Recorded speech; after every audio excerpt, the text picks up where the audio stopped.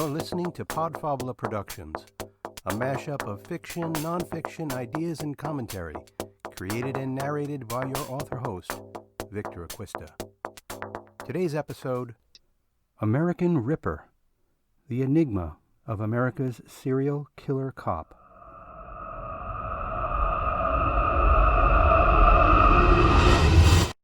Warning: some of the material discussed in today's podcast might be disturbing.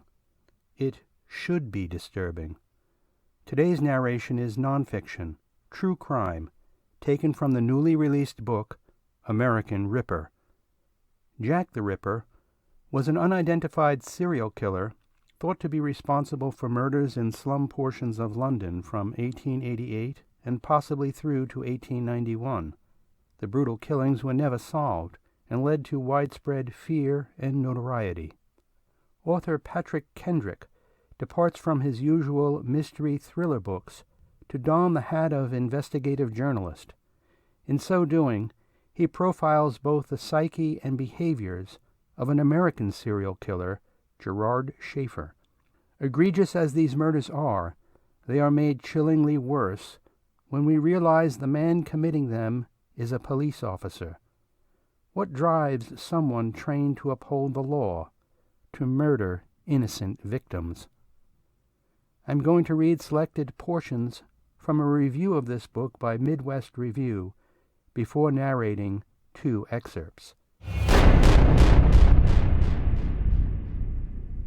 True crime readers looking for an in-depth coverage of a high-profile serial killer's impact in the 1960s and 70s will find American Ripper eye-opening reading, which pulls no punches in its coverage of Florida law enforcement officer and killer Gerard John Schaefer. It should be noted that American Ripper is no light leisure crime story.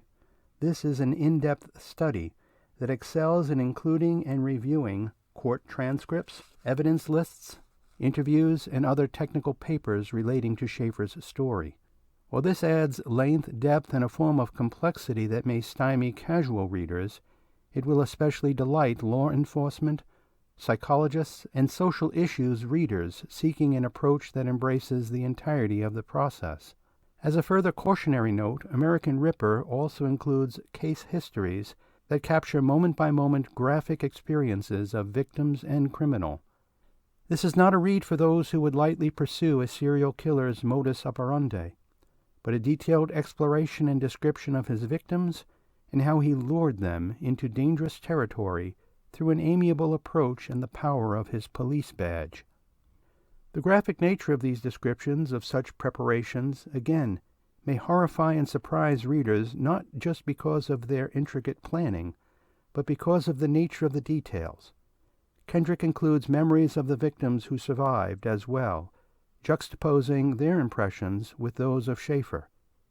As facts emerge about his victims, his methods, and the fact that nobody realized the extent of Schaefer's dangerous behaviors before disaster struck, readers receive a gruesome, gripping, and startling discussion of not just a murderous threats, but justice and law enforcement systems gone awry.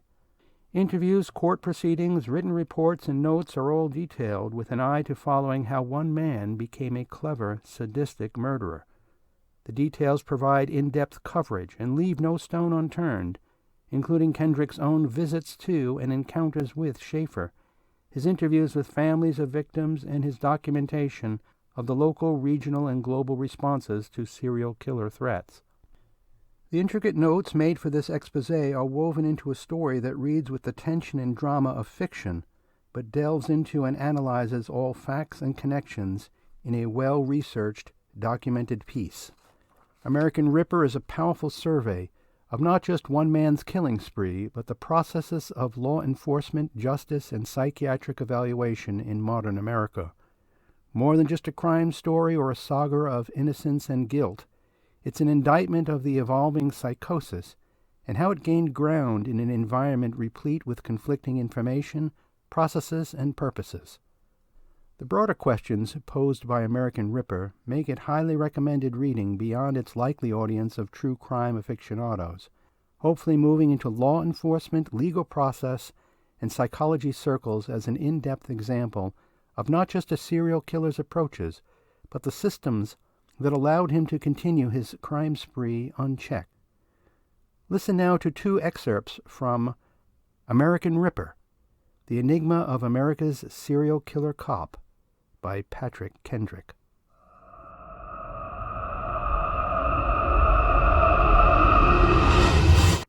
In September of 1985, after trying for almost 2 years to obtain permission to interview Schaefer in person, I was finally allowed to meet with him. I was told I could only have about 1 hour, but there was a mix-up when I arrived at the prison, and they believed me to be his attorney. I did not clarify their mistake, and in the end, I was able to obtain several hours' worth of taped interviews with the infamous killer cop. Admittedly, I was intimidated. Though we'd been corresponding through the mail for about 2 years, I was no more comfortable meeting with this accused murderer than if I were meeting Jack the Ripper himself. My fears were alleviated, though, when they brought the man into the cramped, pale, citrus-colored room where we'd be locked in, alone and without guards, for the next several hours. Schaefer was an overweight, doughy-looking fellow with nerd-like black horn-rimmed glasses, slumped shoulders, and an expression that looked as though he would jump 10 feet high if I were to suddenly clap my hands together. He was slovenly attired, more so than one would expect even a prisoner to be, and he spoke in a boyish voice that belied his 39 years. We'd spoken on the phone before, but I was still not prepared for this anachronism, this man accused of horrific mutilation-type murders, who now stood grinning and blushing like a schoolboy who'd been caught stealing cookies. As we spoke, I observed his facial expressions go through a variety of changes, sometimes complete mood swings, where one moment he'd be expressing his anger and frustration at being wrongly accused, and the next he'd be giggling about the absurdity of it all. It was as if his face was made of putty and could practically transform his appearance, something I later read Ted Bundy was able to do as well. I began to get a feel for Schaefer, if you will, and I tried to put myself into the position of a young, confused teenage girl, and that is when I scared myself. I almost understood, knowing how gullible some young girls are, where this emotional chameleon could gain the confidence of a troubled person who was looking for a listener, a problem solver, perhaps in the form of an older, more experienced person. But knowing what I knew, I could also imagine him allowing me that confidence in him, as we drove off onto a bumpy dirt road, drinking beer, laughing as he got out of the car and opened the trunk. Then he would not be laughing any more. He'd still be grinning, incessantly, as he'd force me to put the noose around my neck at gunpoint and hang me for a while, not letting me die yet, but playing with me, as a cat would a near-dead mouse.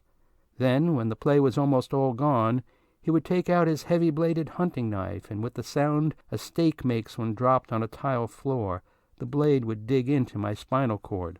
When I screamed, he would shoot me in the mouth, aiming madly for where the irritating sound was coming from, and blow the lower jaw away from my face. And if, by some perverse rule of nature, my brain and heart still kept me alive and struggling, then the blade would flash again, perhaps severing my arm or my legs below the knees, so that if I were somehow still living, I would be reduced to a quivering, bleeding torso with eyes, and I could watch him do the same to my friend, who would be by now staring catatonic at the writhing mass of flesh that used to be her friend. Dark thoughts can emerge when one immerses oneself into the study of such a monster, and admittedly, they have stuck in my mind since. I interviewed Schaefer as professionally, as competently as I could, while these visions flashed sporadically in my mind. I was attentive. I wanted the truth, if it was at all possible for him to tell even one small part of it, but I was also wary and on guard. They locked the two of us in a tiny, soundproof room, so no one could hear our attorney-client privileged conversation. And though he was handcuffed and appeared as menacing as Fred Flintstone, I realized others had mistaken his harmlessness too. Knowing his propensity for publicity, was it too much to imagine he might make a move on my life? Wouldn't that get him the limelight he sought so fervently? Sure, he would deny he killed me. Another prisoner snuck in and strangled me, knocking him unconscious first, and I let my imagination run wild, thinking about the stories Schaefer had the potential to fabricate, and I knew stranger things could happen, and I was prepared. I had already picked out a soft spot on the side of his head, on the temple, where if I were put in a life-or-death situation, I might, with some difficulty, in an attempt to save myself, force a sharpened No. 2 pencil into his brain. I also knew at that point I've been working on this project too long.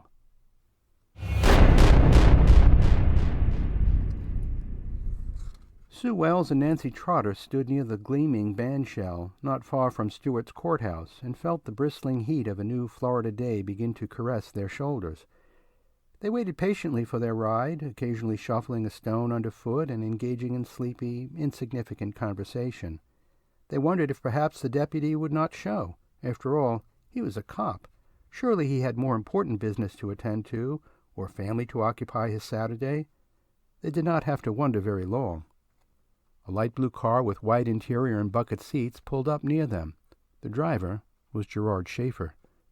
He picked us up between 9:15 and 9:30, but he was in plain clothes and in his own car, Nancy would later relate. He told us they switched him to be a plainclothes cop today, and that, on those days, he just does observations. He started driving toward Jensen Beach, and he asked us if we wanted to see an old Spanish fort that was on the river. We said, okay. Then as Schaefer drove along A1A, Nancy in the front seat, Sue in the back, the following scene began to take place. Schaefer pulled off the paved road onto a predetermined dirt road that led back into a wooded area on Hutchinson Island, a long narrow strip of land that runs from Martin to St. Lucie County. It runs parallel with the coasts of Stewart and Jensen Beach and farther to the north into Lucie County. Indian River separates the island from the coast on the west side, and the Atlantic Ocean stretches out along the east side. In 1972, before the many massive condominium high-rises sprang up out of the brine-soaked mud, it was a relatively deserted island. The only inhabitants were the few people who could afford the luxury of owning secluded beach houses on the ocean side. The west side of the island was virtually uninhabited, as well as densely covered with thick underbrush. Schaefer wove through the underbrush and parked his car near a dilapidated shed. The shed was held together with barely more than a few rusty nails, and the fact that the wind could not readily get to it through the thick foliage. The girls got out, feigning interest. It was somewhat of a letdown compared to the Spanish fort they were anticipating.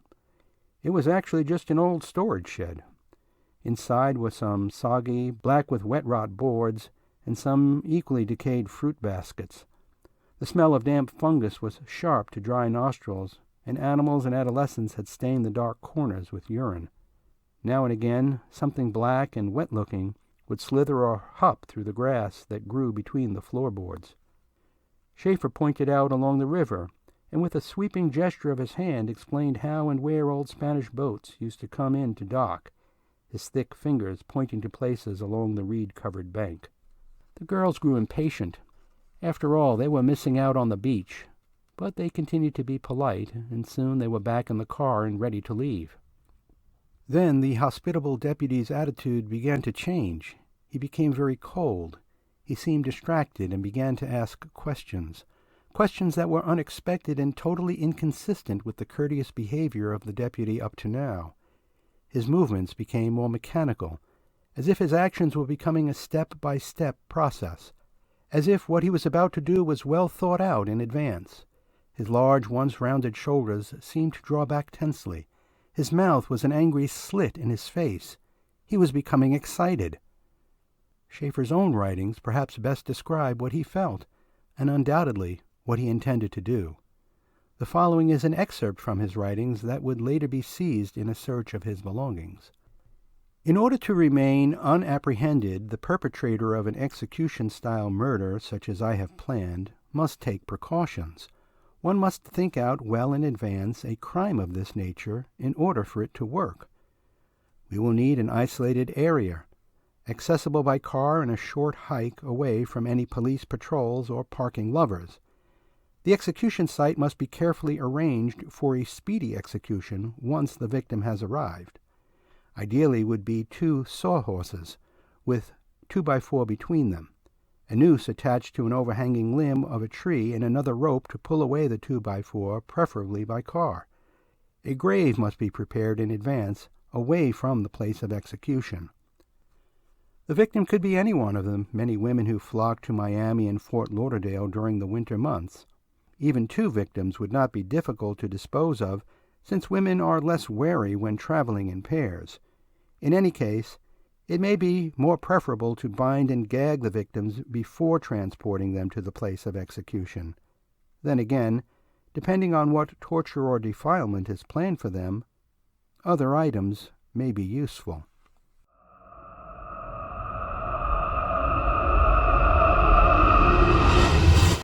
The book is fascinating.